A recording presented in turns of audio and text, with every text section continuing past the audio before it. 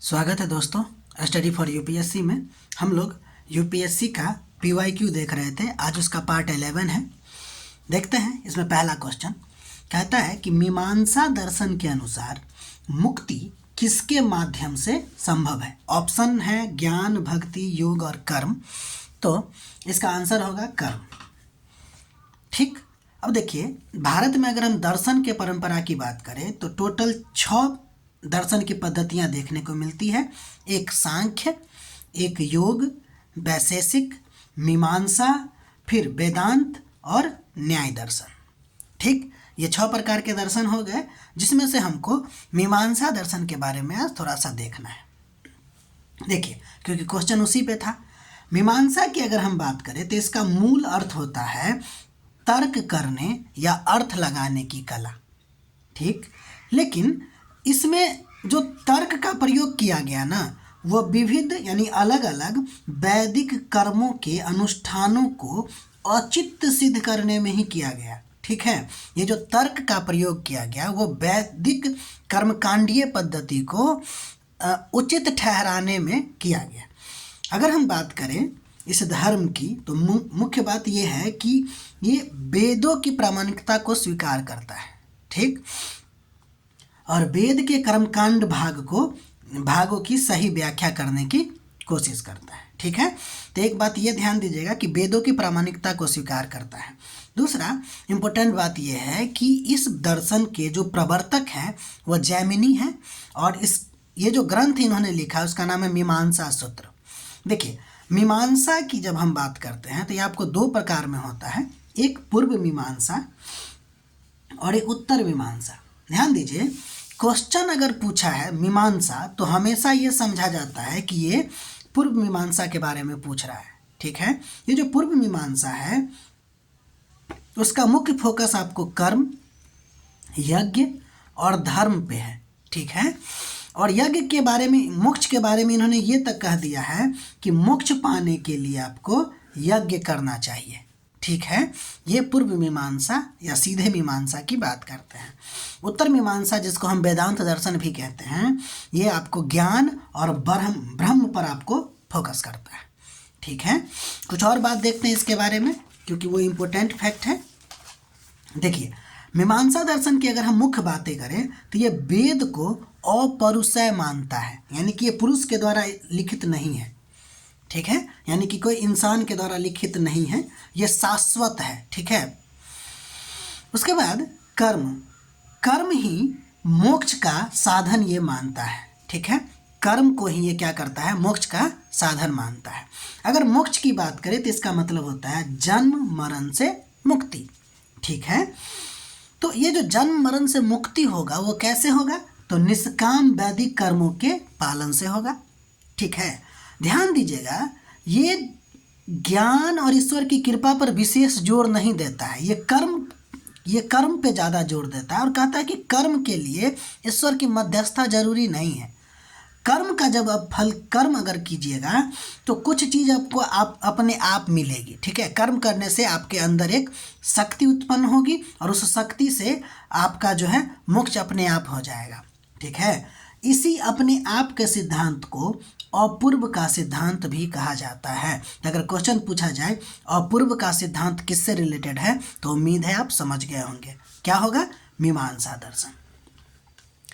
ठीक, अब हम आगे बढ़ते हैं। जितना रेड पेन से लगाया गया है ना, ठीक, वो इम्पोर्टेंट है। अब अगला क्वेश्चन देखिए, मधुमक्खियों की भाषा को समझने या व्याख्या करने के लिए नोबेल पुरस्कार उस समय दिया गया था। उनका नाम था कार्ल वॉन फ्रिस।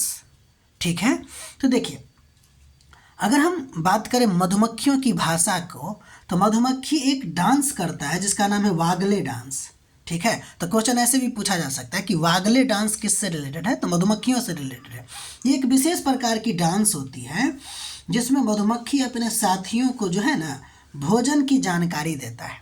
अगर आपको और जानकारी चाहिए वागले डांस के बारे में तो आप नेट पे सर्च करने की कोशिश कीजिएगा। ठीक है, इस डांस के द्वारा वो क्या करता है, अपने साथियों को भोजन की जानकारी देता है। ठीक है, अब हम आगे बढ़ते हैं। अगला क्वेश्चन ये है कि भारत से प्राप्त पैलियोमैग्नेटिज्म परिणाम यह संकेत देते हैं कि अतीत में भारतीय स्थल खंड, जो कि गोंडवाना का पार्ट था, ने किस दिशा में गति की है। बहुत सारा ऑप्शन में आपको इसका आंसर होगा उत्तर की ओर। ठीक, अब हम पैलियोमैग्नेटिज्म के बारे में बात करते हैं। ये होता क्या है, तो देखिए, कहता है कि पृथ्वी के अतीत के चुंबकीय क्षेत्र का जो अध्ययन होता है वो आपको क्या कहलाता है, पैलियोमैग्नेटिज्म होता है। चुंबकीय क्षेत्र का अध्ययन आपको हो जाएगा मैग्नेटिज्म। लेकिन अगर पृथ्वी के पुराने यानी कि अतीत का मतलब होता है कि बीता हुआ कल, ठीक है ना, तो बीता हुआ कल की अगर चुंबकीय क्षेत्र की चर्चा करेंगे तो पैलियोमैग्नेटिज्म। ठीक है, अब देखिए इसके बारे में थोड़ा सा और देखते हैं। होता यह है कि जब आग्नेय चट्टान या कुछ अवसादी चट्टानें बनती है तब उसमें मौजूद जो आपको लौह खनिज होता है ना, जैसे मैग्नेटाइट, ठीक है, उस समय के चुंबकीय क्षेत्र की दिशा को क्या कर लेते हैं, अपने में रिकॉर्ड कर लेते हैं, और उससे आप अंदाज़ा लगा सकते हैं कि पृथ्वी का ध्रुव किधर है, ठीक है ना, या फिर कोई भी जो प्लेट है उसकी गति किधर से किधर रहा है, ठीक है ना। तो ये होता है पैलियोमैग्नेटिज्म। पैलियोमैग्नेटिज्म का सिंपल मतलब पृथ्वी के अतीत के चुंबकीय क्षेत्र का अध्ययन। अच्छा, इस पैलियोमैग्नेटिज्म से आपको क्या जानकारी मिलेगी, तो इससे जानकारी आपको मिलेगी महाद्वीपीय विस्थापन सिद्धांत के बारे में। तो महाद्वीपीय विस्थापन सिद्धांत को प्रूव करने के लिए हम पैलियोमैग्नेटिज्म का ही उपयोग करते हैं। ठीक है, प्लेट टेक्टोनिक का भी प्रमाण हमको मिलता है। भारतीय प्लेट की उत्तरगामी दिशा, यही क्वेश्चन पूछा था ना कि किधर भारतीय स्थलखंड जो है किस दिशा में गति करती है, तो उत्तर दिशा में।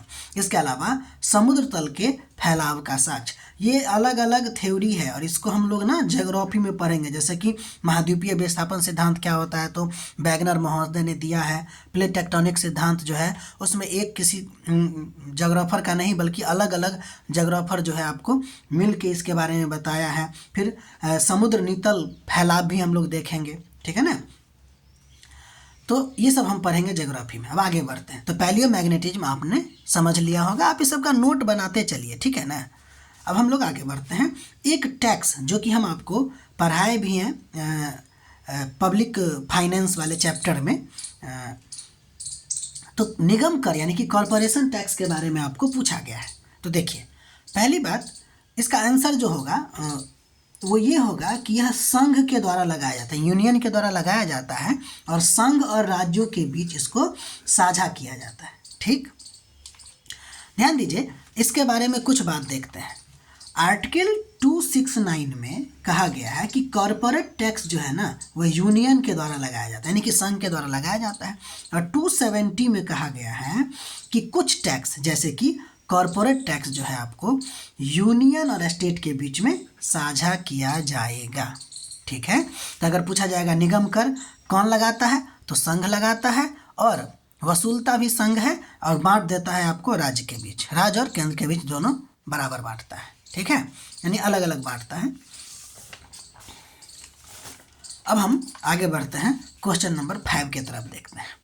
क्वेश्चन नंबर 5 में पूछा गया है आपको कि वर्ल्ड बैंक का हिस्सा क्या क्या है। ठीक है, देखिए वर्ल्ड बैंक ना ग्रुप है, कोई अकेला बैंक नहीं है, ग्रुप ऑफ बैंक का है, उसी को बोलते हैं वर्ल्ड बैंक ग्रुप। तो उसका हिस्सा पूछ रहा है। तो देखिए, इसमें अंतर्राष्ट्रीय पुनर्निर्माण और विकास बैंक जिसको IBRD कहते हैं, अंतर्राष्ट्रीय वित्त निगम यानी IFC, अंतर्राष्ट्रीय विकास संघ यानी IDA, और अंतर्राष्ट्रीय मुद्रा कोष जिसको IMF भी कहते हैं। तो इसमें कौन होगा, तो देखिए 1, 2 और 3 टिक लगाया हुआ है, ये 4 नंबर नहीं होगा। ध्यान दीजिए, वर्ल्ड बैंक और IMF को जुड़वा कहा जाता है, लेकिन ये दोनों अलग अलग है। ठीक, इस दोनों की जो स्थापना हुई थी वो आपको ब्रेटन वुड्स सम्मेलन के में जो 1944 में हुआ था उसके दौरान हुआ था।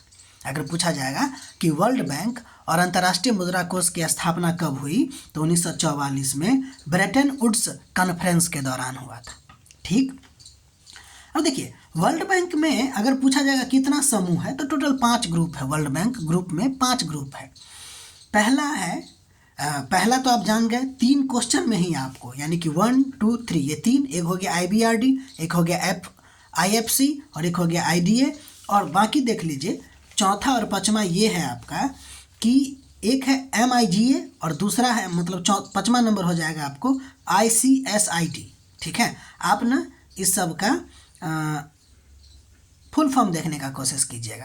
तो अगर अब आपसे पूछा जाएगा कि वर्ल्ड बैंक में कितने समूह हैं, तो हमारा आंसर होगा 5। और कौन कौन है ये भी आपको पता चल गया। कौन कौन है, तो IBRD है, IFC है, उसके बाद IDA है, फिर MIGA है, फिर ICSID है। ठीक है, ध्यान दीजिए एक और बात, अगर हम IMF की बात करेंगे और वर्ल्ड बैंक की बात करें तो ये दोनों लोन देने का काम करता है।